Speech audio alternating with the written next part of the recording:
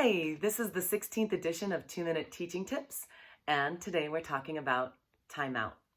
Now, I know that quite often when people think of timeout, there's usually a negative connotation. A child makes a bad choice, they're sent to timeout.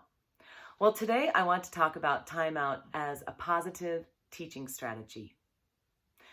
When we think of timeouts in athletics, it's when a team needs to regroup, or the coach wants to lay out a plan, or the team wants to break up a situation. Well, the same thing can be applied to our students. Sometimes kids just need to redirect their energy, or they need to figure out what just happened, or how to handle what's coming up next. Sometimes they just need to get away. So, if you are able to set up a timeout zone, here's what you need. Of course, please individualize this according to what works in your household and what works for your student.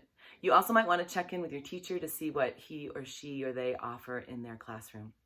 So, a stuffy, a pillow, a fidget, a timer, maybe a chart with some calming strategies, and maybe a chart that allows your child to articulate his or her or their emotions. Another thing is that you need a physical space. So whether it is a fort made with sheets, or maybe it's actually a chair in the corner, a really fun alternative are the pop-up tents.